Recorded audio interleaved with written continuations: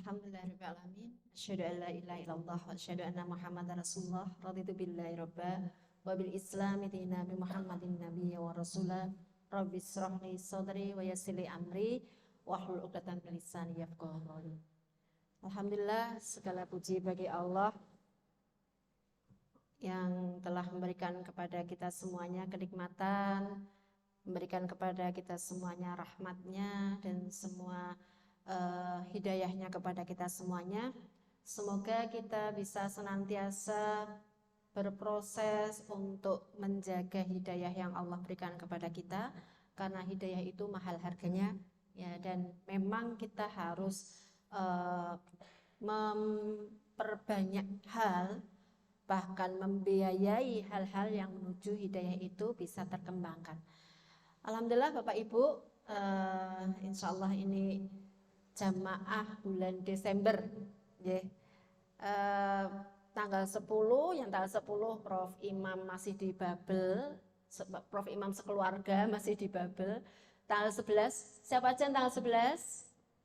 Oh, yang tanggal 25, nanti banyak alumni Bu, bersama Prof Budiono, terus sekeluarga, panjenengan, tetangga saya juga ada. Insya Allah. Alhamdulillah. Oh, tanggal 25 TL-nya Ustadz Heru. Sama Ustadz Heru. Insya Allah tanggal 10 bersama dengan Ustadz Qoid yang menciptakan, mengembangkan metode baca Al-Quran Ar-Rasyidah. Tanggal 11 bersama dengan saya. Tanggal 25 bersama dengan Ustadz Heru. Ini kita turun gunung semuanya untuk mendampingi Bapak Ibu yang akan mengeksekusi proposal doanya, permohonannya yang di Haromain insya Allah. Bapak Ibu yang dirahmati Allah, alhamdulillah sehat semua ya. Alhamdulillah. Hari ini saya beri judul 40 hari menuju umroh mudah mengubah. Ya 40 sampai 55 lah kalau sampai tanggal 25. Tapi biar mudahnya masuk judul 40 sampai 55 ya udah biar mudahnya. Yang lebih lama dari 40 bersyukur ya karena bisa persiapan lebih lama lagi. Yang berangkat duluan juga bersyukur bisa kemudian segera untuk mengeksekusi doa-doanya ya insya Allah gitu. Dan sepulangnya nanti kita semuanya membuktikan ya semua yang langkah-langkah untuk menuju dari doa-doa kita. Bapak Ibu, ada semacam tagline yang diusung oleh SHU Baitullah bahwa haji umroh itu mudah dan mengubah. Ini bukan sekedar orang biro jualan biar kemudian laku, enggak. Tapi kalimat mudah dan mengubah itu berawal dari ayat. Mudah itu bagaimana, mengubah itu bagaimana, yang hari ini kita akan belajar bersama-sama sehingga 40 hari ke depan mulai hari ini kita akan mempersiapkan semuanya. Ya, kita memulai persiapan bukan hanya wah ijek suwi kok, enggak. Tapi hari ini kita sudah mempersiapkan diri kita sebagai tamu Allah. Nah, ini yang kemudian menjadi sangat penting.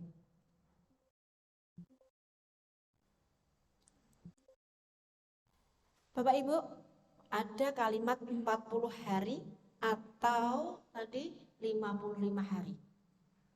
Itu artinya apa? Artinya adanya waktu. Waktu yang kemudian di dalam Al-Quran Allah terus-menerus di beberapa tempat ya. Allah sampai menyebut tentang waktu. Karena waktu kita terbatas.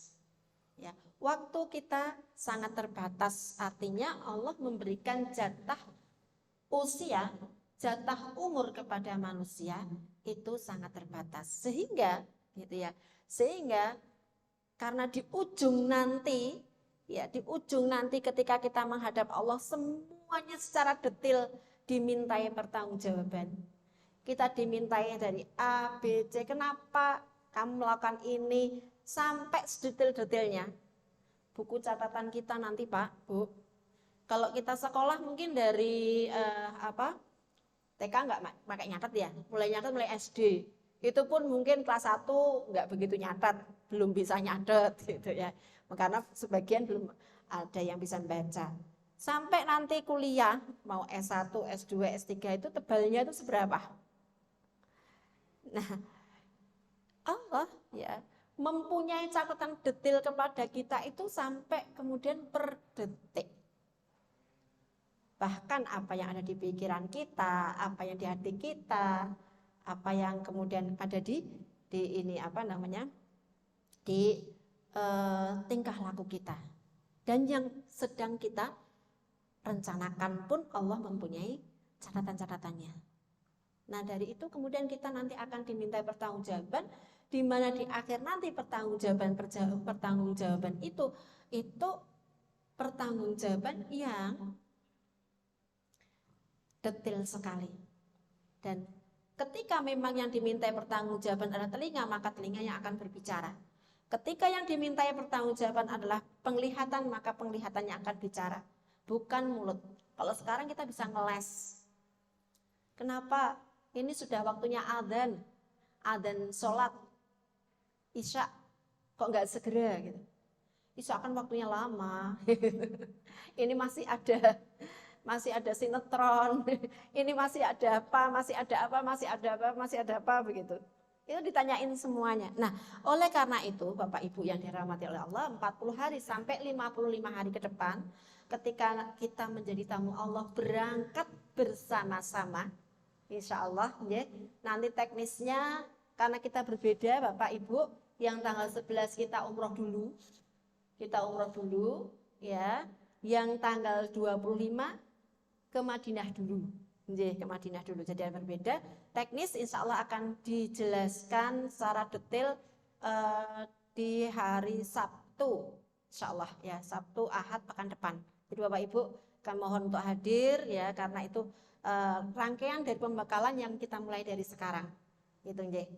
Nah, Bapak Ibu yang dirahmati Allah, bahwasanya sesungguhnya salah satu yang Allah tekankan di dalam Al-Quran, mengingatkan kepada kita semuanya akan waktu, gitu ya. Itu di dalam surat Al-Furqan ayat 62. A'udzubillahi minasyaitonirrajim.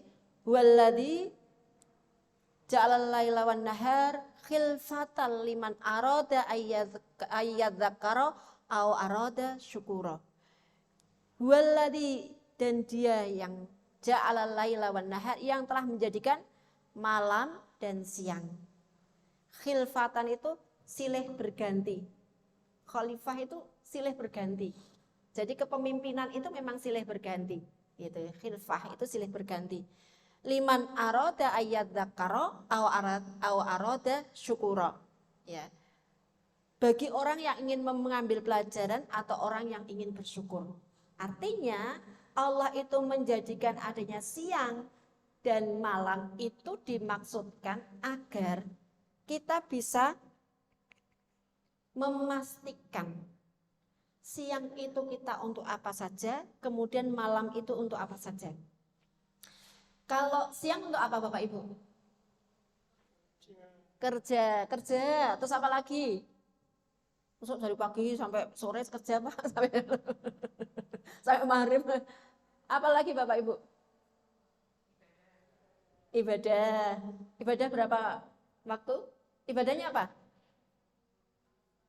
Sholat dari subuh, duhur, asar, berapa menit?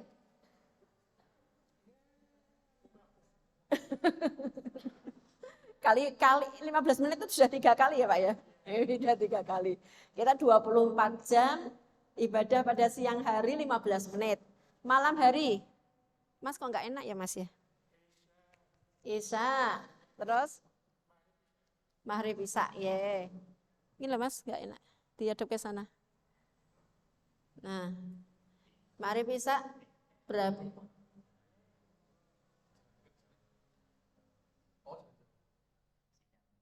Oh iya. Maghrib berapa menit, Pak? 5 menit. Isya? Berarti berapa? 25 menit. Iya, sholatnya. Doanya, Pak. Rata-rata 20 menit. Berarti sehari doa itu 10 kali 5, 50 menit. Nah, kemudian sholatnya 25 menit. Berarti berapa tadi? 75 menit. Masih banyak nih, masih banyak. Bekerjanya berapa jam tadi? Terus kemudian malam untuk apa? Istirahat. Ada lagi mungkin?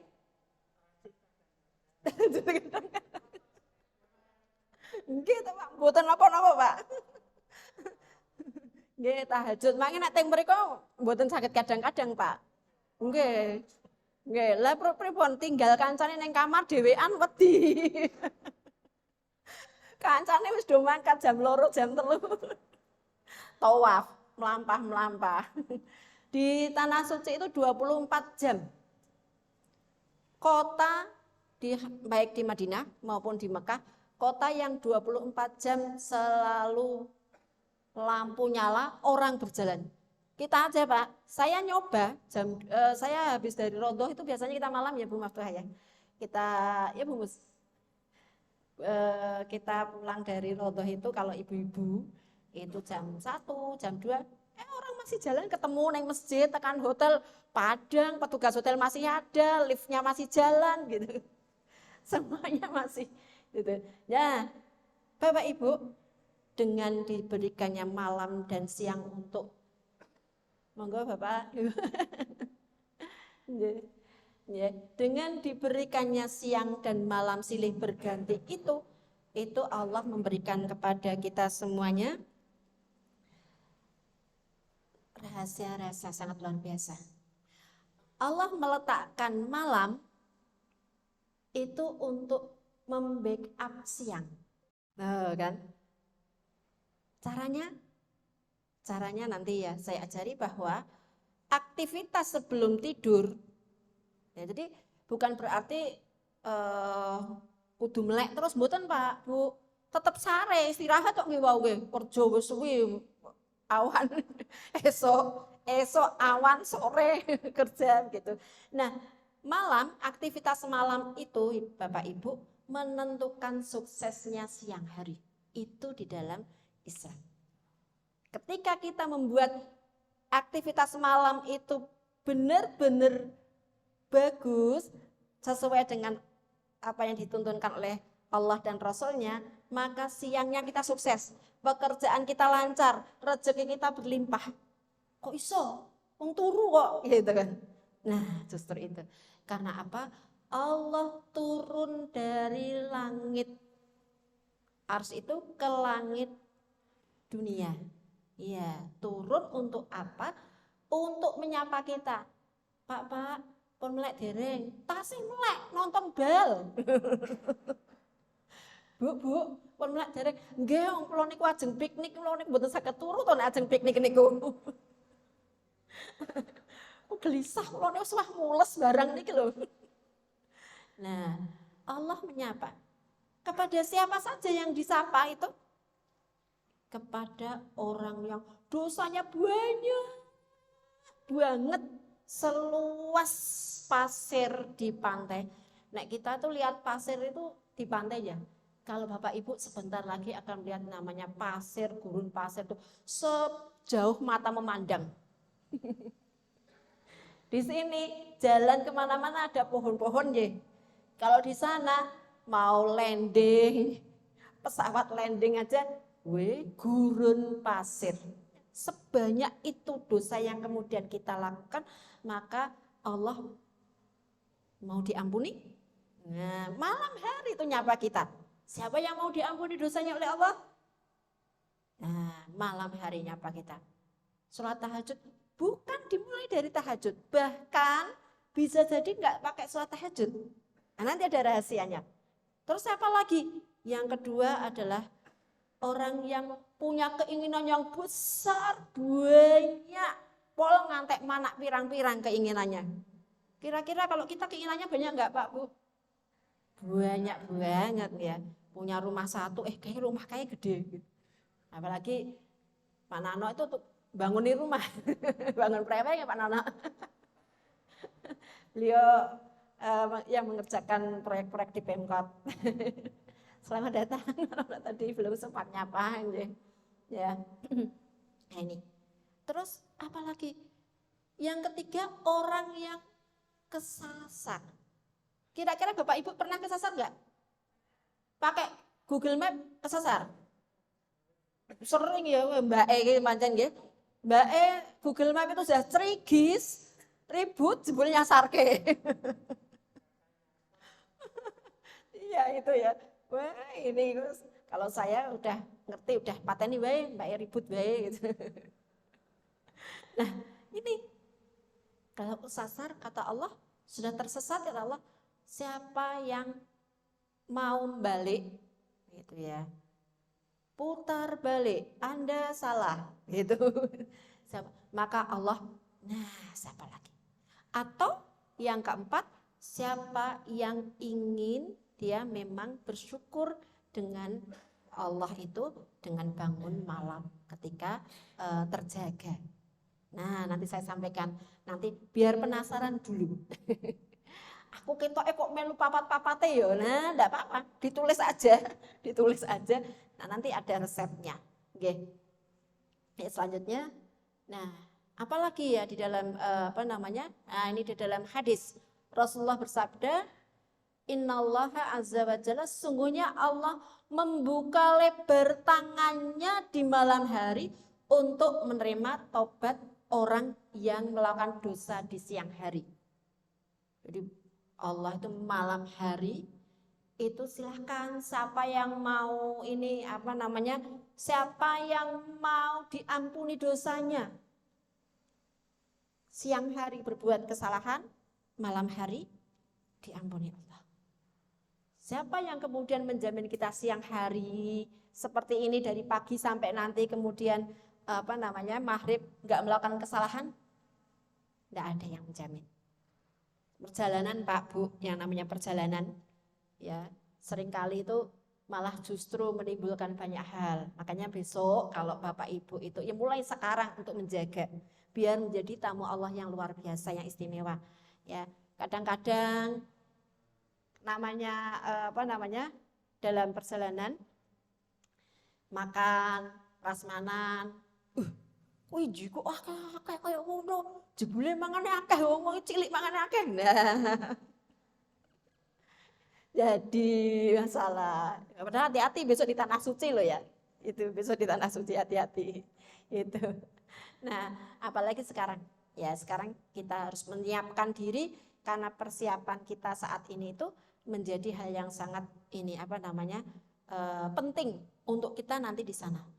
Nah, kemudian dan dia Allah membuka lebar tangannya di siang hari untuk menerima taubat orang yang berbuat dosa di malam hari. Gitu. Malam hari wong istirahat kok.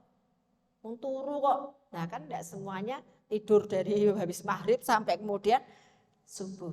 Ada hal-hal ya yang membuat orang itu kemudian berbuat dosa, maka di siang harinya Allah tuh silahkan siapa yang mau bertobat. Tapi untuk orang yang memang benar-benar bertobat, ya enggak minta kok dikasih ya enggak. Gitu. Enggak ada usaha ya enggak. Gitu ya. Nah, ini tentang waktu. Maka tadi ya saya sampaikan bahwa ada rahasia bagaimana agar kemudian malam hari itu Allah itu benar-benar greeting, menyambut kita. Menyebut nama kita, memberikan apa yang kita menyambut apa yang kita inginkan. Ya, itu belum sholat, ngelilir. Bahasa saya kalau ke anak-anak itu, gur ngelilir kuwi iso beda. Nah, ini karena ada aktivitas transaksi dengan Allah yang dilakukan, kalimat-kalimat yang disampaikan kepada Allah itu yang menjadikan ngelilirnya itu beda. Bapak Ibu, Mas, anak tuh ngelilir toh? Enggak, apalagi 50 tahun ke atas ngelilir toh. Kemana Pak Bu? Kamar mandi. Nah, sebelum ke kamar mandi lakukan hal-hal nanti yang kemudian saya sampaikan. Sebelum tidur lakukan hal-hal gitu ya. Maka Allah akan membackup kita ya seluruhnya. Kemudian di dalam surat Al-Fajr, wal fajr, demi fajr. Artinya apa? Ada yang istimewa di pagi hari, di fajar. Ya, maka kalau kita lihat aktivitas pagi hari itu luar biasa, ya luar biasa. Kemudian duha sampai disebut oleh Allah. Artinya apa? Artinya Allah itu sangat mementingkan waktu dengan luar biasa. Maka waktu-waktu disebutkan oleh Allah itu adalah waktu-waktu yang sangat istimewa. Kemudian lagi wanahar, siang, walaili gitu ya. Ada lagi yang kemudian ini wal asri. Ustadz Adi Hidayat menyampaikan ayat surat Al-Asr itu merupakan sepertiga dari Al-Qur'an, bobotnya. Bahkan ada orang yang gini, ya wis aku ben iso maca Qur'an kabeh sedina maca Al-Asr 3 kali, wes rampung gitu. Maksudnya bukan begitu, ya. Maksudnya bahwasanya wal asri ini adalah ayat ada 3 ayat di dalam satu surat yang menerangkan kepada kita bahwa pentingnya untuk beraktivitas dengan benar. Wal asr, Ustaz Adi Hidayat mengatakan itu adalah demi waktu yang digunakan untuk beraktivitas. Ya untuk jualan, untuk bekerja, untuk makan, untuk ibadah tadi ya, untuk tidur dan sebagainya. Itu waktu yang digunakan untuk aktivitas. Baik aktivitas baik maupun aktivitas buruk maupun aktivitas yang enggak ada artinya. Kongko-kongko dan nganggur-nganggur gitu ya, daripada gabut gitu ya anak muda itu ya. Nah, wal asri innal insana lafi khusr. Sesungguhnya semua orang yang beraktivitas itu rugi. Wabeh tadi termasuk wong sing sholat, termasuk sing wong dongo, termasuk orang yang bekerja, rugi semuanya. Kecuali orang yang meniatkan semua aktivitasnya itu termasuk mau tidur, yang nanti akan saya ceritakan itu illal ladina amanu wa amilus solihat, terus watawasau bis sabri. Nah, apal Pak enggak gem salat ya Pak nggih. Surat jujugan. Paling apal niku tok. Tapi niku jenengan saged menguasai semuanya, maka saged ngapalke sing liyane soalnya niku panjenengan sing paling apik. Kalih anu nggih kulhu nggih Pak.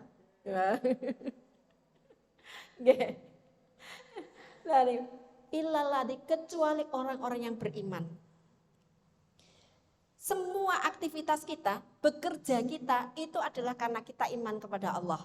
Bukan sekedar menafkahi keluarga, bukan sekedar kemudian menambah aset dan lain sebagainya.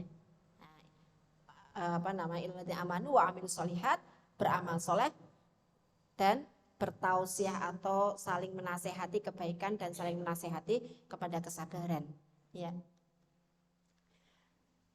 Nah, ini yang kemudian kita tahu bahwa jatah usia kita itu berapa.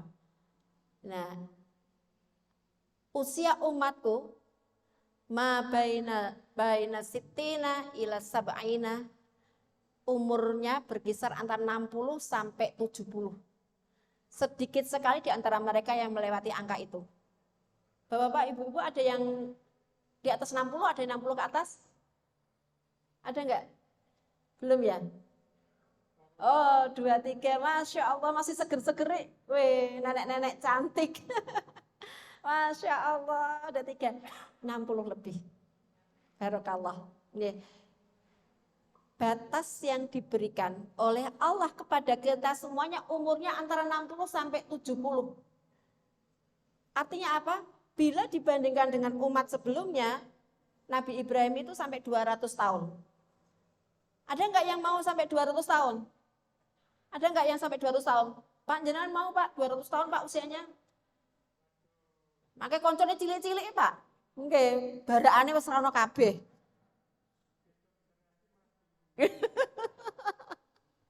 Itu generasi bingung nggih Pak nggih. Nah, gitu. Wes kok barenganku kok malah HP-ne beda. Nggih. Nah, artinya apa? Kita dibandingkan umat sebelumnya, umat Nabi Nuh 1000 tahun. 1000 tahun. Semakin berkurang, semakin berkurang, semakin berkurang, semakin berkurang. Mungkin kalau kita dibandingkan umat Nabi Nuh mungkin sama kayak Mas ya Mas ya. 70 tahun itu kayak anak yang masih SD mungkin. Dibagi umat Nabi Nuh gitu ya. Nabi Ibrahim 200 tahun. Semakin sedikit sampai kepada Nabi Muhammad ya. Itu umurnya usianya 60 sampai 70. Artinya apa? Di rentang usia itu kita disuruh untuk mempunyai amal unggulan yang kemudian bisa kita perjuangkan. Itu satu. Nomor dua, agar usia kita panjang, coba bayangkan ya. Kalau kemudian sekarang yang ulang tahun itu panjang umurnya serta mulia. Ya kan? Panjang umurnya serta mulia. Ada dua. Itu doa. Doa yang bagus. Satu, panjang umurnya. Kalau kita mau misalkan kita meninggal, terus kita sudah selesai. Orang meninggal masih bisa sholat? Enggak bisa. Masih bisa puasa? Orang meninggal apa amalan yang bisa mengalir terus menerus? Apa Bu? Sedekah jariyah. Apalagi? Ilmu yang bermanfaat. Apalagi? Anak soleh yang selalu mendoakan. Itu yang terus. Jadi nanti Mas, dua itu menjadi asetnya Bapak Ibu. Iya, asetnya Bapak Ibu semuanya. Yang bagaimana? Nah, kalau kemudian usia kita dibandingkan dengan Nabi Nuh yang usianya masyarakatnya 1000.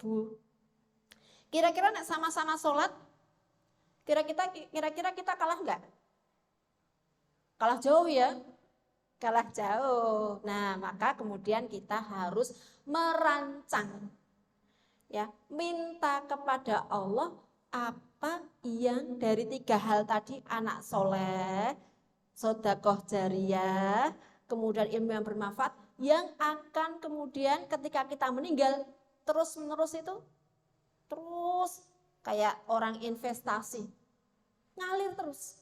Ini yang harus kita pastikan. Karena kita sudah meninggal di alam kubur, kita sudah nggak bisa apa-apa.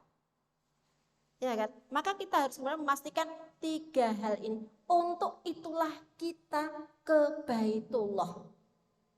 Untuk itulah kita itu umrah, Bapak Ibu. Jadi untuk itulah kita kemudian karena nasib kita setelah kita meninggal itu mau apa? Sudah nggak bisa ngapa-ngapa.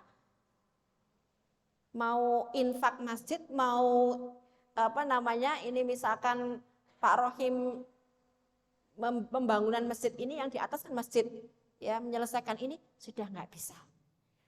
Mau apa? Mau telepon anaknya, tolong aku di wakaf nggak bisa. Maka pastikan mulai dari sekarang dan caranya kita dengan umroh ini. Jadikan sarana umroh Bapak Ibu sekalian ini itu sebagai langkah awal bertransaksi dengan Allah untuk menjadikan diri kita itu adalah mempunyai amal unggulan dari 3 hal itu. Nah, kemudian dan Rasulullah bersabda, an Mu'ad ibnu Jabal, ini sebuah pertanyaan dari Mu'ad ya, yang sangat cerdas. Sahabat Rasulullah Mu'ad bin Jabal yang dari kecil dalam asuhan Rasulullah. Jadi zaman Rasulullah, baik anak itu tuh dia mempunyai mempunyai ayah ataupun tidak, itu biasanya itu kemudian pada diasuh oleh Rasulullah. Sama orang tuanya ditaruh situ. Ada juga namanya Anas bin Malik. Anas ini bapaknya meninggal, bapaknya namanya Malik, ibunya namanya Ummu Sulaim. Ummu Sulaim kaya raya. Dia bukan karena biaya, tapi dia ingin anaknya ini nanti menyerap sebanyak-banyaknya ilmu dari Rasulullah. Maka kemudian sejak kecil bersama Rasulullah mengambilkan air wudhu Rasulullah. Maka kemudian hadis tentang wudhu juga banyak diriwayatkan oleh Anas bin Malik. Bonceng Rasulullah ketika dakwah, maka kemudian hadis tentang perjalanan juga diriwayatkan oleh Anas. Nah, ini salah satu anak kecil juga adalah Mu'ad bin Jabal. Dia sampai melihat ngerinya besok ketika kemudian di akhirat itu ada surga dan neraka, dan Allah itu sudah dengan adilnya nanti akan memberikan orang itu di surga dan neraka. Maka kemudian Mu'ad punya ide. Pertanyaan ini, wahai Rasulullah, beritahukan kepadaku amalan yang dapat memasukkan ke dalam surga dan menjauhkanku dari neraka. Mbok tanpa ngicipin neraka itu seperti apa ya Rasulullah? Langsung mlebu surga itu seperti apa? Gitu. Maka kemudian beliau sallallahu alaihi wasallam bersabda, sungguh engkau telah bertanya dengan pertanyaan yang azim gitu ya. Dengan pertanyaan yang besar. Karena apa? Karena itu kalau besar itu sulit. Ya. Namun sungguh hal tersebut sangatlah mudah dikerjakan bagi yang dimudahkan oleh Allah. Artinya yang memenuhi syarat akan mudah. Tapi yang enggak memenuhi syarat dia akan kesulitan di dalam menempuh tadi ya. Untuk kemudian masuk surga, terhindar dari neraka. Karena itu adalah aktivitas yang sangat sulit. Nah, maka kemudian apa rahasianya? Yaitu yang pertama, engkau hanya beribadah kepada Allah semata dan tidak menyekutukannya dengan suatu apapun. Maka Bapak Ibu, kita semuanya ya panjenengan kalau mungkin di rumah ada sesuatu, mungkin jimat atau apa, mulai ditinggalkan karena mau menjadi tamu Allah. Ya. Keyakinan kita itu adalah pada Allah semata. Insya Allah, tidak seperti di film. Ada ya teman saya itu takut. Dulu bapak-bapak sih, sesama pengajian itu. Dia takutannya. Masa lalunya dia pernah gitu. Hal-hal semacam itu. Nanti aku nek nang kono apa ya bisa lihat Ka'bah toh Bu? Walah Pak jenengan terpengaruh film TPI itu Pak, gitu. Zaman dulu lah ada itu ya. Sing ngeri-ngeri gitu ya. Gitu ya. Selama kita bertaubat dan kita mempersiapkan diri untuk menjadi tamu Allah, maka Allah akan menerima kita dengan tadi loh, tangan terbuka untuk taubat kita. Nah, ada lagi teman saya itu haji. Ya terpengaruh, padahal dia nggak pernah yang namanya mempunyai jimat, mempunyai apa, mempunyai rafalan apa, nggak pernah. Terus kemudian haji, ketika haji, lah aku kok jora iso delok Ka'bah toh, gitu. Kan kalau kita masuk masjid, kemudian kan kita turun, pakai eskalator boleh, pakai tangga ada, ya undak-undakan begitu sampai ke bawah, karena memang Ka'bah itu di lembah, di bawah. Jadi kalau hujan, itu kadang-kadang agak saluran airnya itu kadang ada kayak banjir dikit. Kita pernah, ya saya pernah itu. Tapi cepat ada di bawah, di pelataran pojok-pojok itu ada saluran airnya. Itu. Kalau hujan kita menyengaja. Karena apa? Enggak pernah kena hujan gitu. Menyengaja saya sendiri lewong Solo 3 gawe hujan tapi kok senang juga hujan-hujanan di sana gitu. Selesai ibadah tawaf kering kok kaos kaki, kan basah kan, kita basah-basah karena memang di sana itu kering gitu. Nah, itu begitu kemudian beliau sampai ke pelataran itu, pelataran lah kok ora ketok. Begitu mendekat, oh tiba itu kadang-kadangan tiang-tiangnya kan besar-besar, tiang-tiang masjid itu. Malah mbak yang ngono dipercaya, enggak usah terpengaruh dengan seperti itu. Karena apa? Karena kita itu tamunya Allah. Kita semua itu dijamu oleh Allah. Ya, kalau jamuannya tamunya presiden, wah luar biasa ya. presiden, ada gubernur, ada wali kota. Tapi Allah mempersilakan semuanya, bahkan apa yang kita inginkan. Apa yang kita inginkan. Maka di sana punya keinginan yang besar. Jangan kemudian punya keinginan yang kecil. Saya pernah di di Raudhah itu di Madinah, Bapak Ibu. Nah, kita Raudhah itu taman surga. Kelak akan berubah menjadi taman surga dan akan bersaksi siapa aja yang sudah pernah ke sana. Itu antara mimbar Rasulullah dengan rumah Rasulullah sangat sempit, dan kita ke sana nanti diberi waktu. Sekarang pakai tasrih, Pak. Jadi kalau dulu kan kita bisa berkali-kali deh. Sekarang harus izin. Tapi sangat berkualitas pengalaman saya ke sana. Karena apa? Kita diatur baris gitu ya, karena pandemi, efek pandemi, dan alhamdulillah ya. Terus kemudian kita sampai sana bisa beribadah dengan tenang. Kalau dulu bagaimana, Bu? Kita sujud. Mungkin bapak-bapak enggak ya. Kalau ibu-ibu ya, sujud itu nanti ada yang lompat, ada yang, kalau sholat itu kita harus jaga gitu. Saya biasanya 2 orang sholat, kalau enggak tabrak-tabrak gitu. Jadi jaga gitu. Sekarang enggak. Ya, sekarang enggak. Kita bisa tuntas doa di sana. Nah, dulu karena kondisinya semacam itu, saya melihat ada biro lain, rombongan lain, 2 mbah-mbah. Kok pokoknya awake dhewe anu ya gandengan yo. Pokoknya dhewe gandengan. Saya bilang, "Mbah, rombongan jenengan pundi?" "Mboten dipimpin kok, kula niku mboten nonton rombongane." "Lah, kalih kula, Mbah." Seakan nggak percaya, kowe iki sapa dikirane nak ngapusi. "Mbah, kula niku wong Indonesia, Mbah tiang Jawa, kula niku Salatiga, mboten ajeng ngapusi jenengan. Kalih kula pun wingi pun mriki mangke nggih nek kula angsal tempat salat jeneng kagem jenengan." Saya sampaikan gitu.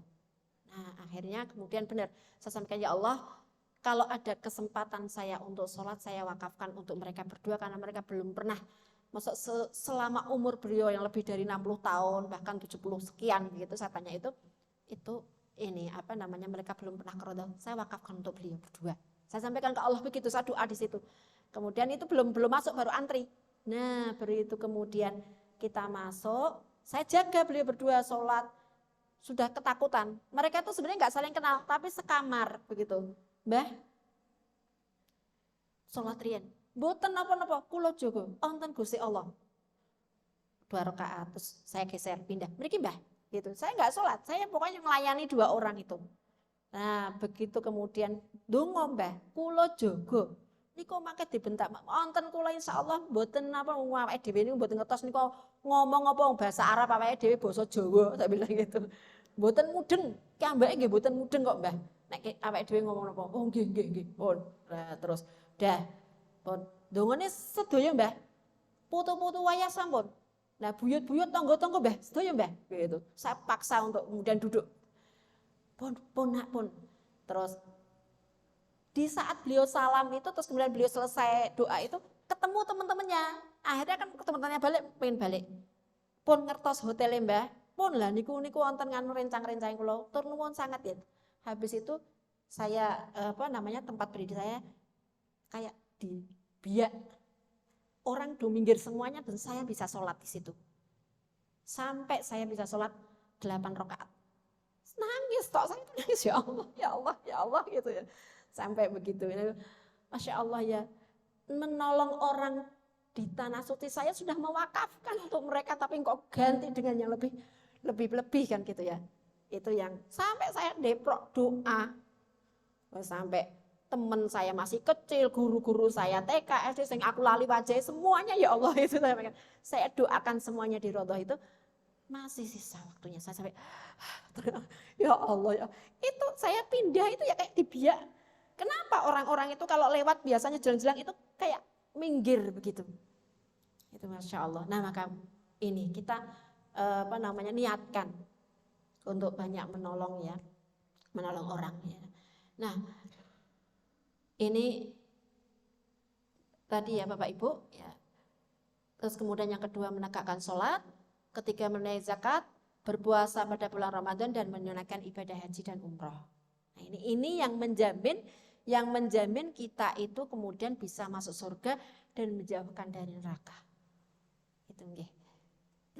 Nah, ini nggih.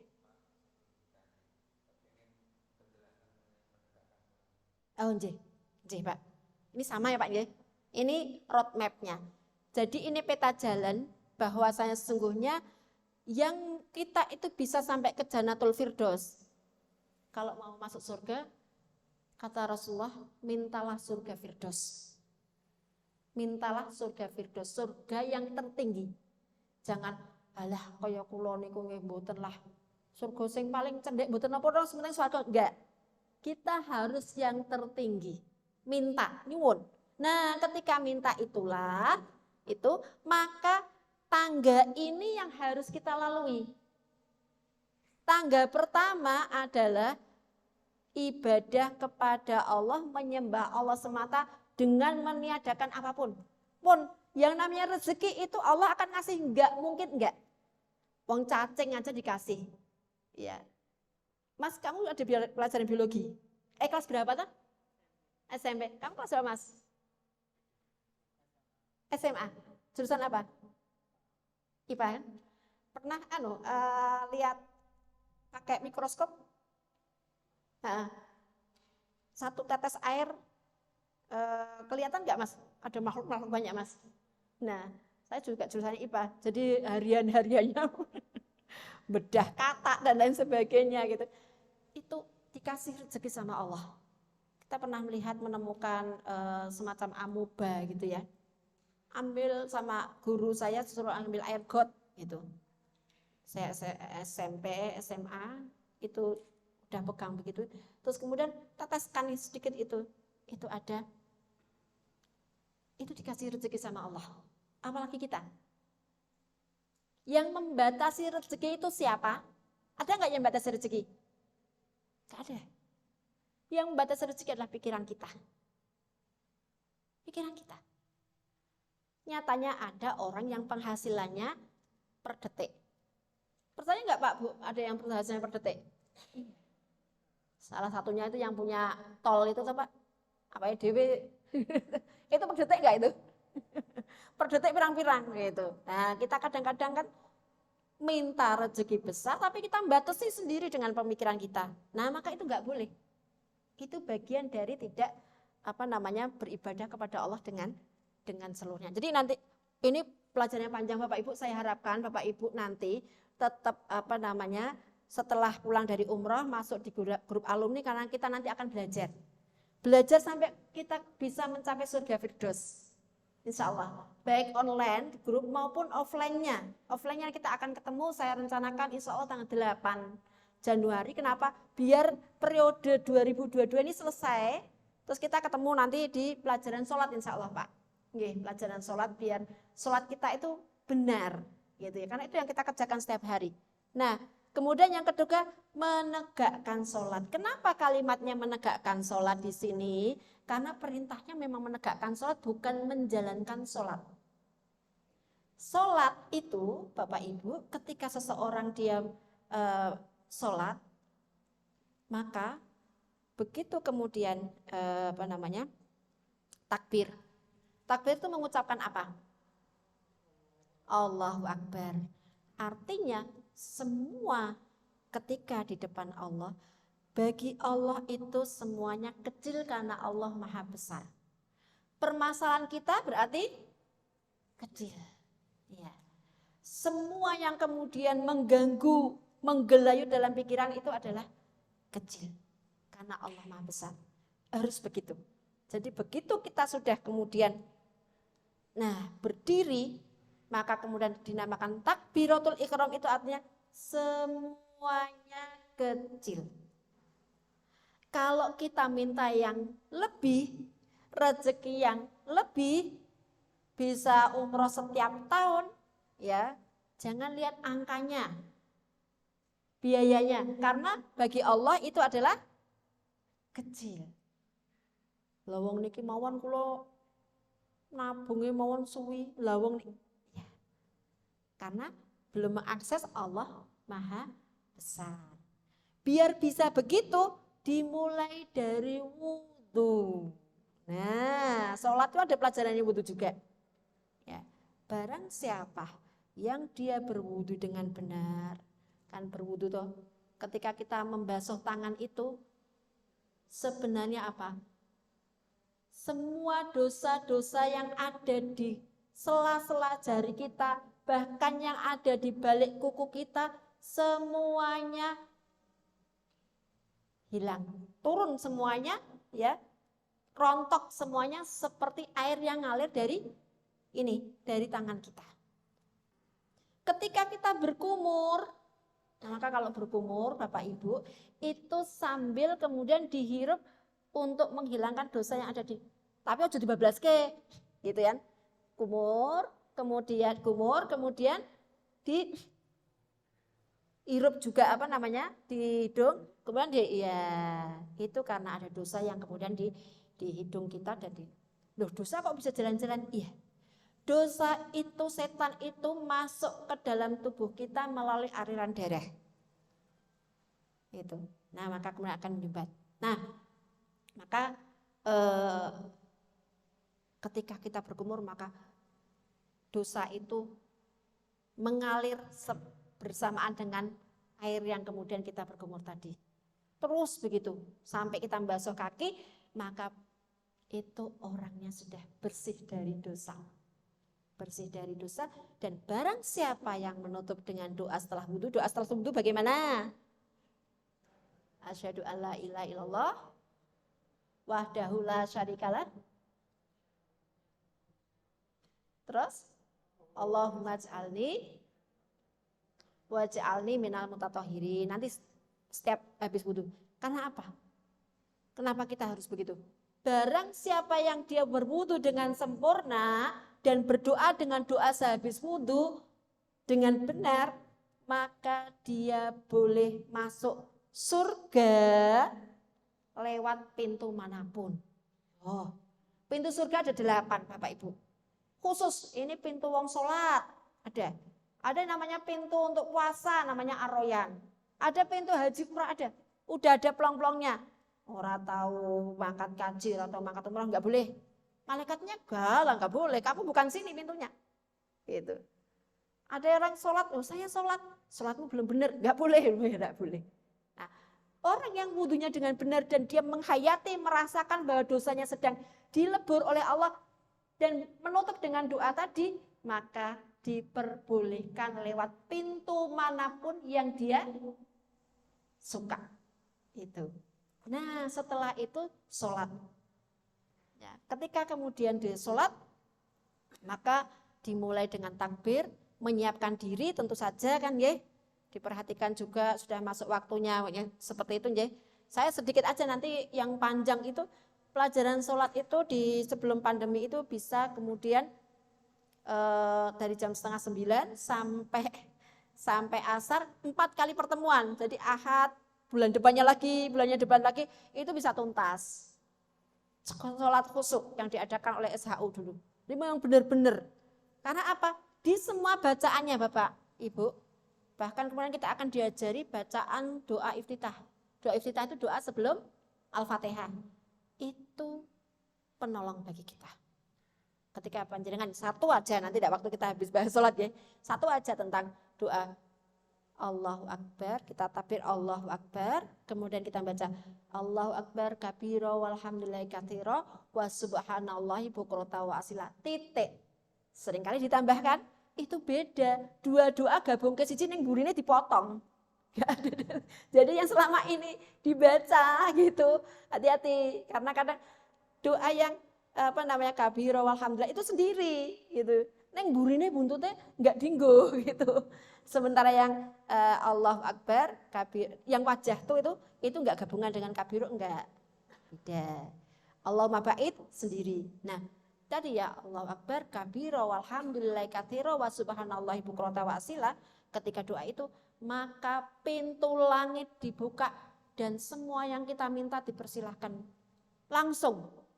Ini biasanya senjatanya ibu-ibu untuk anaknya. Anakku ngene-ngene, cucuku, dah doa itu. Nah, kita fokus kepada Allah. Allah mempersilakan apa aja sih yang kamu minta itu apa saja. Gitu. Nah, kemudian ketika Al-Fatihah, maka di situ Allah menjawab langsung. Baca Al-Fatihah itu nggih. Maka baca Al-Fatihah jangan cepet-cepet. Gitu ya. Alhamdulillahirabbil alamin arrahmanirrahim. Enggak. Selamin kata Pak nggih. Nah, alhamdulillahirabbil alamin. Allah jawab langsung. Allah jawab, hambaku sedang memujiku. Kita sampai begitu. Sampai di Maliki Yaumiddin, Allah menjawab apa? Hambaku sedang mendelegasikan masalahnya, amanahnya, apapun kepadaku. Maksudnya apa?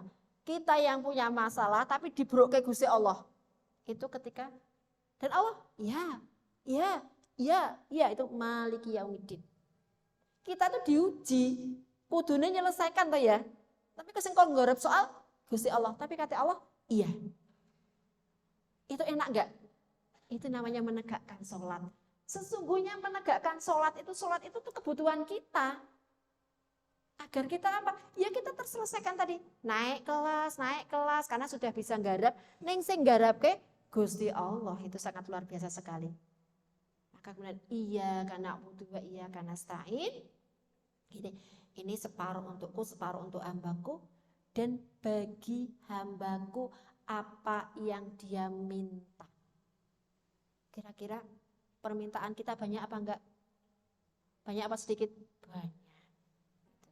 Kira-kira kalau kemudian itu kita sampaikan semuanya kepada Allah, Allah akan memberi, bukan? Memberi. Ya, Allah akan memberi.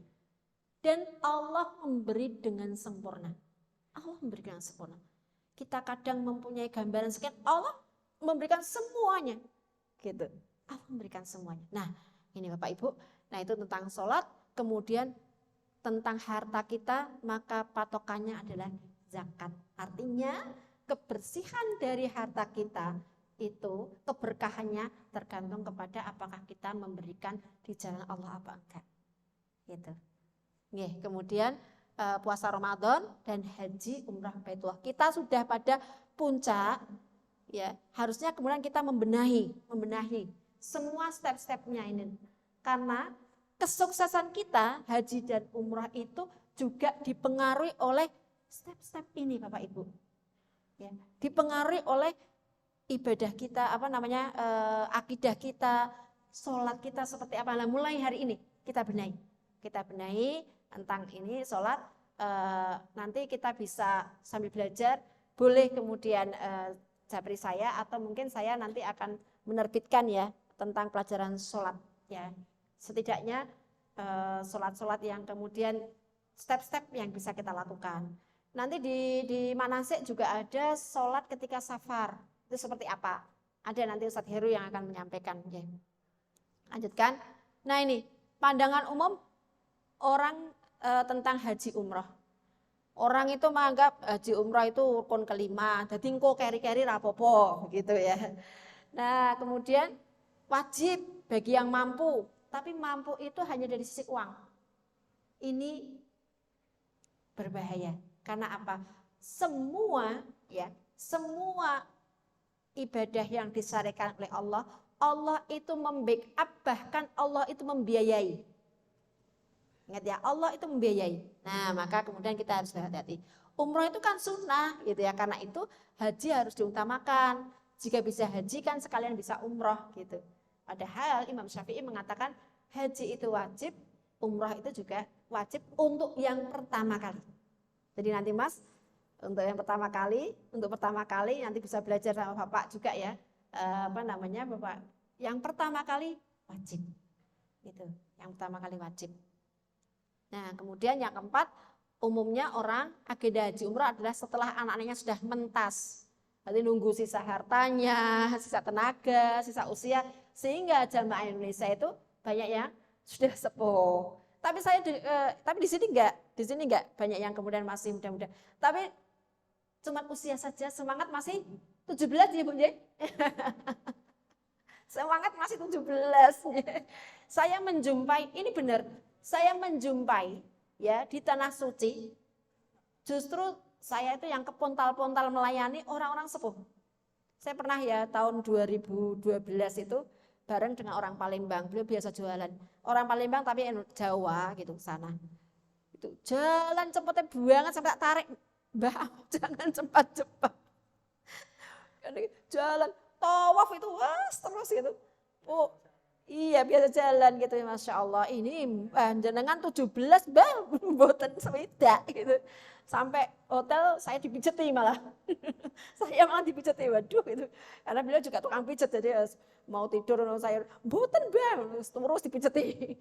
Rutinitas beliau, karena beliau mengatakan jenengan harus melayani aku harus melayani jenengan gitu ya, kata Mbah. Jadi sahabat akrab gitu dulu. Ya, ini.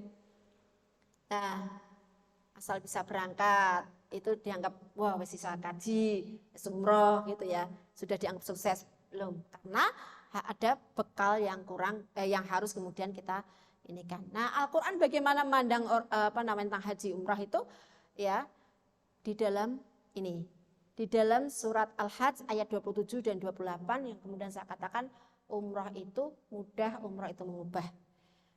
A'udzubillahi minasyaitonirrajim wa adzim finnasi bil haji ya'tuka rijalan wa ala kulli dhamirin ya'tina min kulli fajjin amiq. Dan berserulah kepada semua manusia untuk mengerjakan haji. Ini perintah Allah kepada kita semuanya, semua manusia. Anas itu artinya muslim maupun tidak. Nanti ketika kemudian dia tersentuh ini maka dia akan masuk Islam otomatis gitu ya. Ya, karena ini kebutuhan semua manusia. Allah itu sudah mengukur seberapa ini bagian kebutuhan manusia. Ini kebutuhan orang Islam. Ini kebutuhan orang yang beriman itu sudah ada. Nah, pergi ke Baitullah untuk haji dan umrah itu kebutuhan semua orang. Karena apa? Liyashhadu manafi alahum di dalam ayat ke-28. Ya, ini bisa dihafalkan buat menemani surat Al-Asr tadi Pak, yang jenengan hafal yang sudah berpuluh-puluh tahun ya Pak ya, dihafalkan 2 ayat. Nah, buat selesai baca Al-Fatihah kalau sholat. Ini penting. Liyashhadu manafi alahum supaya mereka menyaksikan berbagai manfaat bagi mereka. Maksudnya apa? Allah itu akan memberikan semuanya yang diinginkan oleh orang itu ya.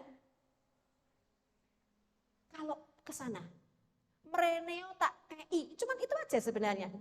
Mreneo tak kei, ngopo kok kesuban ki ngopo? Gitu. Ngopo gitu. Kasih. Nah, ini ada.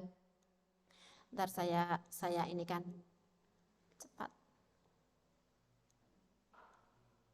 Nah, ini ada sejarahnya.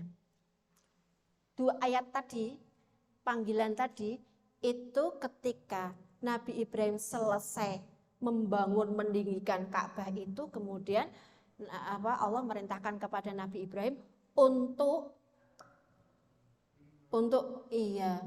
memanggil semua manusia. Wa adzim finnasi bil hajj. Ya, ini Ibnu Katsir mengatakan ya, yaitu serukan kepada semua manusia untuk mengerjakan haji ke Baitullah yang kami perintahkan kamu untuk membangunnya. Menurut suatu pendapat, Nabi Ibrahim berkata, wahai Tuhanku, bagaimanakah saya bisa menyampaikan seruan ini kepada manusia? Semua manusia, sedangkan suara saya tidak dapat mencapai mereka. Nabi Ibrahim kan manusia ya. Begitu disuruh untuk menyeru, lah terus kula niku gek pripun toh? Wah, carane yo sak bengok-bengoke enggak ada HP dulu ya Pak ya. Enggak ada satelit, enggak ada apa-apa. Dan Nabi Ibrahim itu sudah melakukan perjalanan. Nabi Ibrahim itu tinggal di Palestina, sudah pernah kemudian sampai ke Palestina, dan itu posisinya ada di Mekah. Gitu. Kalau saat Mekah mungkin iso. Terus kata Allah, berserulah kamu dan akulah yang menyampaikannya. Suruh bengok, sak bengok-bengok, sak kuate, tapi Allah yang akan menyampaikan. Inilah ya hal yang gaib yang kemudian ini hanya bisa diimani karena Allah yang akan menyampaikan. Nah, kemudian maka Ibrahim berdiri di makomnya. Ada menurut pendapat lain di atas buah batu, menurut pendapatnya lain di atas bukit Sofa, dan menurut pendapatnya lain menaiki bukit Abu Qubais. Bukit Abu Qubais itu ini Mekah. Bapak Ibu pernah lihat bagi yang sudah umrah ataupun mungkin yang lihat TV Grand Zamzam yang menara yang ada jamnya. Nah, geser ke sebelah kanan, seberangnya sini ada bait Abu Qubais. Sekarang dibangun sebagai kerajaan. Jadi Raja Arab Raja Salman itu membangun beberapa istana. Istana di situ, istana di Riyadh ada, di Madinah ada, di Mina ada ya. Kayak di Indonesia kan ada di Istana Bogor begitu ya, enggak di Jakarta aja. Nah, itu sekarang dibangun istana. Nah, naik ke situ karena apa? Itu paling tinggi. Paling tinggi. Sofa bukit tapi masih tinggi situ. Ya. Kalau sekarang panjenengan nanti sofa Marwah nggak bisa melihat tingginya berapa karena sudah dipapras. Terus dikasih bangunan biar kita itu bisa adem gitu ya. Kalau dulu tuh panas kan, nggak ada atapnya. Kalau sekarang sudah sejuk begitu. Nah, itu kemudian Nabi Ibrahim menyeru urusannya. Wahai manusia, sesungguhnya Tuhan kalian telah membuat sebuah rumah, maka berhajilah, berziarahlah kalian kepadanya. Sudah disuruh termasuk kita. Gitu. Nah, kemudian ini Nah, kemudian setelah Nabi Ibrahim itu menyeru itu, maka Allah menundukkan pohon kurma di sana kan didudukkan agar suara itu sampai ke semua manusia, mencapai seluruh permukaan bumi, jadi sudah sampai ke sini. Nah, tapi kan kita belum lahir. Nah, bagi yang belum lahir, maka Allah menyampaikan panggilan yang lewat lisan Nabi Ibrahim itu kepada bayi-bayi yang masih berada di dalam rahim dan tulang sulbi. Dapat mendengar suaranya dan segala sesuatu yang mendengar suaranya menjawab, baik batu-batuan, pohon-pohonan, dan sebagainya. Didengar pula oleh semua orang yang telah dicatat oleh Allah bahwa dia akan mengerjakan dengan jawaban labbaik Allahumma labbaik. Sudah bisa talbiyah Bapak Ibu? Ya, kita bareng-bareng karena kita akan talbiyah di sana. Bahwa kita dulu masih calon bayi, masih di alam roh, semuanya sudah menjawab apa? Labbaik Allahumma labbaik. Monggo kita sarang-sarang talbiyah bersama-sama nggih. Labbaik Allahumma labbaik. Labbaik la syarika laka labbaik. Innal hamda wan ni'mata laka wal mulk la syarika lak. Lagi. Labbaik Allahumma labbaik. Labbaik la syarika laka labbaik. Innal hamda wan ni'mata laka wal mulk la syarika lak. Satu kali lagi. Labbaik Allahumma labbaik. Labbaik la syarika laka labbaik. Innal hamda wan ni'mata laka wal mulk la syarika lak. Insyaallah merinding saya. Ini Bapak Ibu, kalau kita memakai baju ihram dan kita memulai dari tempat kita mengambil mikot, kita sudah niat, maka semua pepohonan, semua batu, semua barang yang ada di sebelah kanan kita maupun di sebelah kiri kita, bumi itu bulat kan, berarti sampai ke sini, balik lagi, semua mengikuti talbiyah kita. Maka besok perjalanan panjang kita ketika kita bertalbiyah, bagi yang kemudian memulai Madinah dulu berarti di Bir Ali, dari Masjidul Hulaifah, kita nanti di sana sholat 2 rakaat, kemudian kita niat ya, sudah pakai baju ihram, perjalanan panjang 6 jam dipakai untuk talbiyah. Jenengan semuanya akan menggerakkan bumi. Jadi bukan hanya bukan Naruto ya, apa film yang air, udara tau Mas? Bukan toh Pak. Bukan hanya itu, tapi kita itu avatar ya. Ya apa ya? Gitu. Iya. Tapi kita justru menggerakkan. Tapi kalau kita ngobrol, kita diem, alam juga akan diam.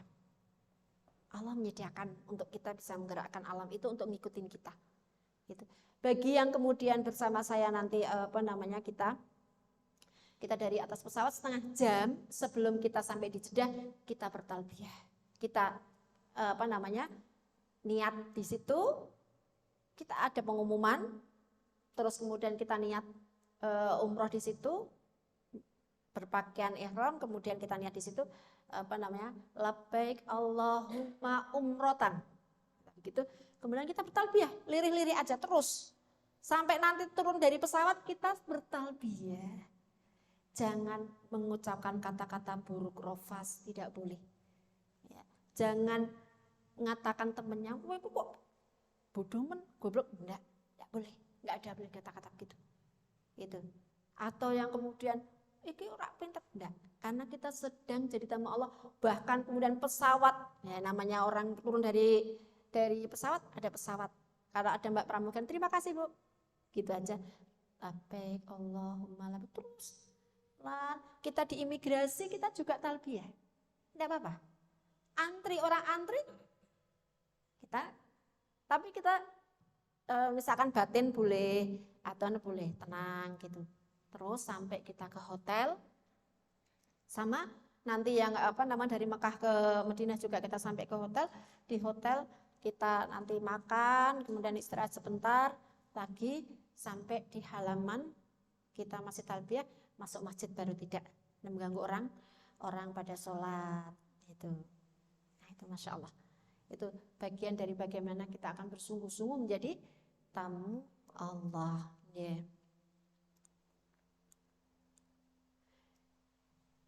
Nah, ini tadi ya.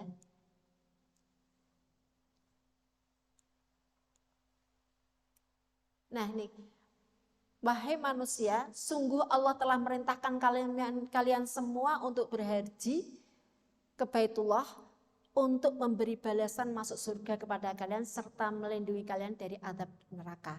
Karena itu berhajilah kalian semuanya. Ini perintah yang sangat luar biasa sekali. Nah, yang istimewanya ketika itu sampai kepada kita semuanya, ya maka ini tafsir Al-Qurtubi, kalau tadi Ibnu Katsir, maka siapa yang menjawab pada saat itu mereka akan berhaji sesuai dengan kadar mereka menjawab. Jika menjawab 1 kali, ya udah 1 kali aja haji umrohnya. Jika menjawab 2 kali, dia haji umrohnya 2 kali. Jika menjawab 3 kali, dan seterusnya. Kira-kira kita menjawab berapa kali ya? Kita buktikan saja dengan bersungguh-sungguh agar kita bisa mengulang dan mengulang ke tanah suci. Gitu ya. Nah, kalau istimewa sekali kita ke sana, maka kemudian kita harus berbekal dengan bekal ilmu. Ya, kalau bekal koper itu paling isinya baju berapa tuh Pak Bu? Ya kan? Sangu uang itu juga berapa? Tapi kalau tidak disertai dengan ilmu itu akan iman-iman. Itu akan iman-iman. Saya pernah itu dengan seorang bapak-bapak biro lain gitu makan bersama karena di meja cuma ada kursi penuh waktu itu, bapak-bapak itu duduk di depan saya. Kemudian mbah-mbah ya sudah sepuh. Kemeringat begitu terus kemudian nyampaikan, wah alhamdulillah walaupun nyium hajar aswad, wah kalau baru nyium hajar aswad terus kalau wangsul lah wow ajeng duhur dan mboten sekalian duhuran toh Pak, malah marah sama saya, jenengan itu sinten mboten pembimbingnya kula malah ngandani saya itu cuma nanya gitu kan, eman-eman sholat 1 kali saja di Masjidil Haram beda dengan hotel kan, sama-sama sana. Di Masjidil Haram, di masjid itu dikalikan 100.000 kali. Eman-eman, habis nyium hajar aswad pulang sholat zuhurnya di hotel. Nah, jangan sampai eman-eman, kita akses semua tempat-tempat itu. Bahkan itu kadang tidurnya sampai berapa jam gitu, sebentar gitu pagi. Hanya karena kita, dan itu sehat. Ada zam-zam yang senantiasa memberikan kesehatan kepada kita ya insya Allah sebagai sarana. Nah Ini Rasulullah SAW bersabda, Allah berfirman, jika seorang hamba diberikan kesehatan badan, diluaskan rezekinya, tetapi sudah 5 tahun berlalu tidak bersegera menuju kepada Baitullah, maka dia benar-benar akan terhalang dari semuanya, dari kesehatan, dari sisi harta, dari sisi apa-apa, on the way, gitu. Dan itu terbukti ada jamaah itu yang sudah daftar, sudah mau berangkat, sakit, istrinya sakit, udah akhirnya suaminya, ini istrinya mau berangkat lagi gitu ya, tahun berikutnya sakit lagi, nggak bisa, ada apa ini gitu ya. Nah maka kita berusaha untuk supaya semua halangan-halangan itu kita terhindar dari ini, kita agendakan untuk terus-menerus secara rutin itu ya ke Baitullah. 5 tahun, di hadis yang lain 4 tahun jaraknya. Okay. Apa saja yang akan kemudian diberikan Allah kepada kita semuanya, ini nanti saya kirim di ini di grup Okay. Apa saja yang bisa diubah dengan haji dan umrah? Yang pertama, umrah itu saran yang paling efektif untuk menghapus semua kefakiran. Orang sekarang ini sepertinya menyempitkan makna-makna yang dalam Al-Quran, termasuk fakir. Fakir itu yang dimaksudkan di sini itu adalah fakir bukan hanya dari si harta, ilmu, agama, kemudian peran atau kepemimpinan. Bapak Ibu, ya, sekarang ini yang kemudian mengambil peran-peran yang membuat kita bergantung itu justru bukan kaum muslimin. Nah, masalah alas kaki saja, sepatu atau sendal, itu kebutuhan semuanya kan.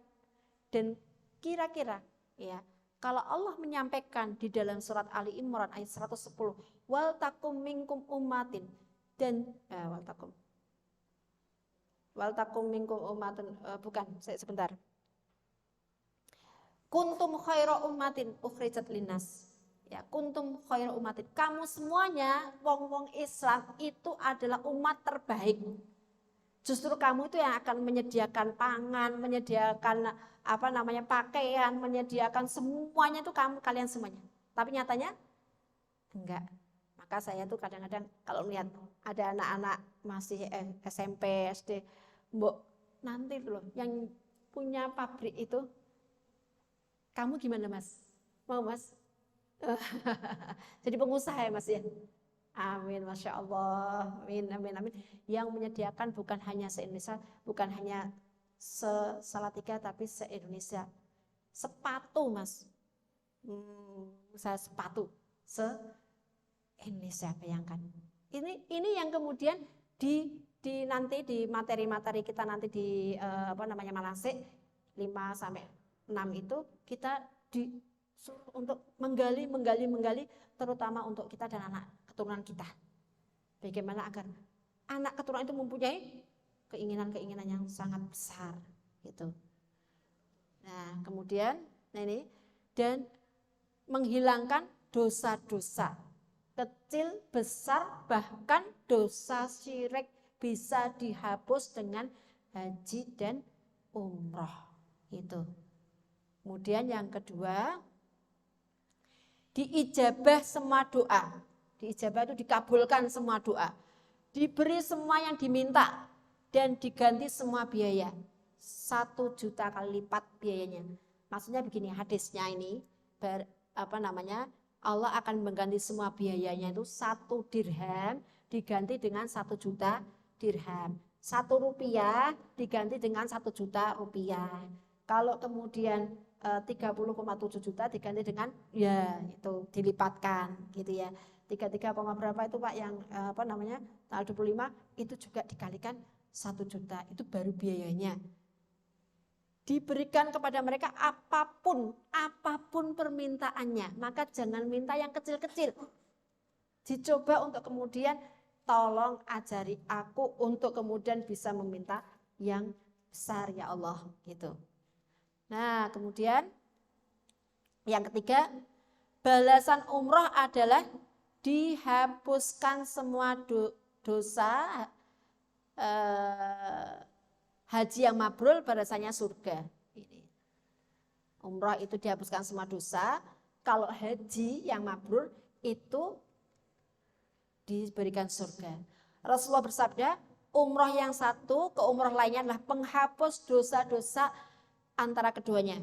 Dan haji mabrur tidak ada balasan yang pantas baginya kecuali surga.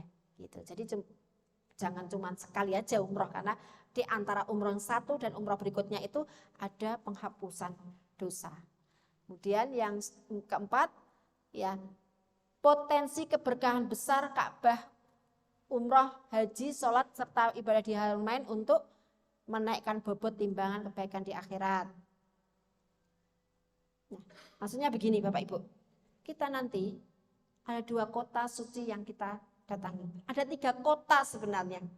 Satu adalah Mekah dengan Masjidil Haramnya. 2 adalah Madinah dengan Masjid Nabawi. 3 adalah Palestina dengan Al-Aqsanya. Insyaallah ya Pak ya, kita ke sana.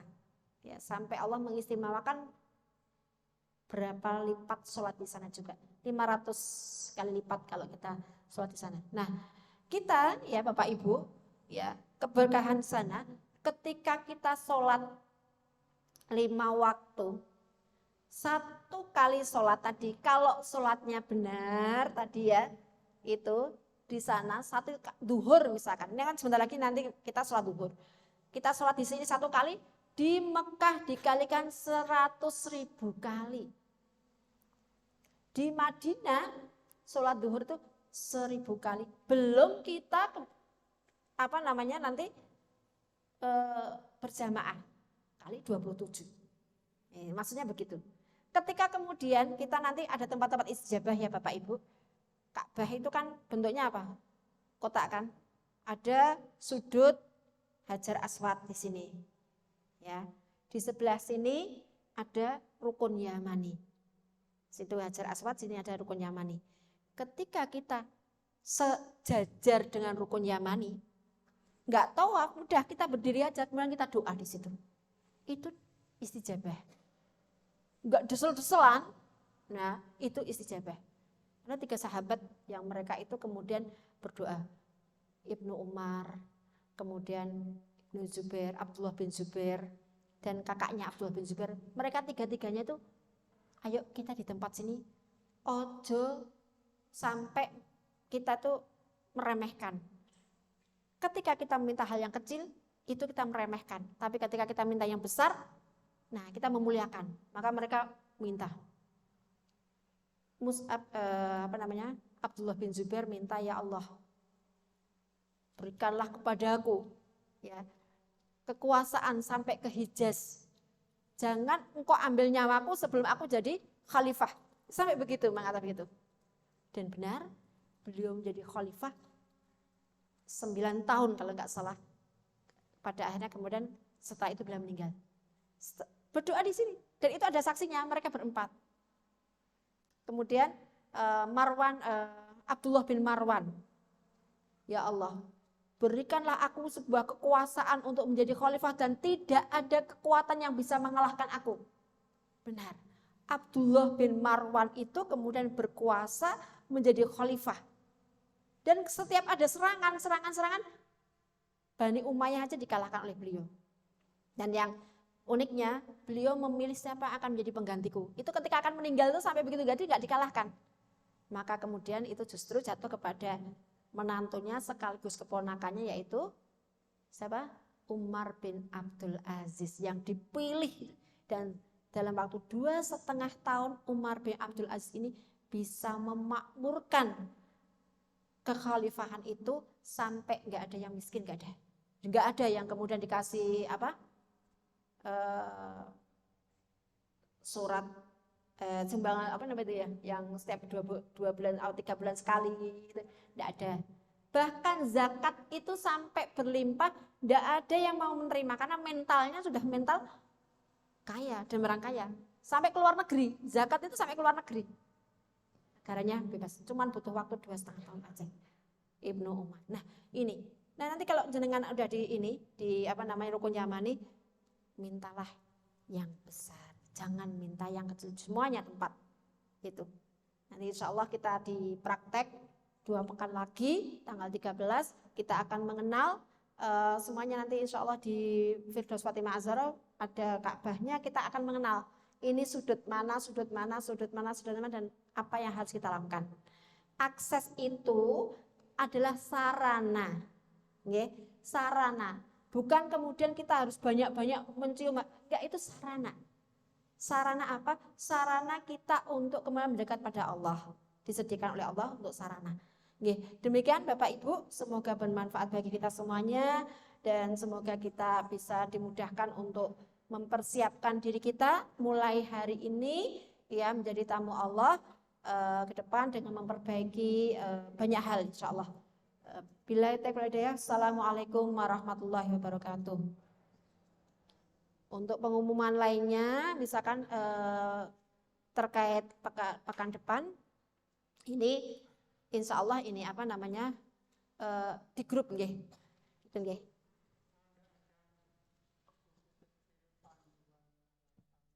Bapak sampun asal koper. Oh belum, nggih. Oh lah itu di dalamnya, nggih, nggih.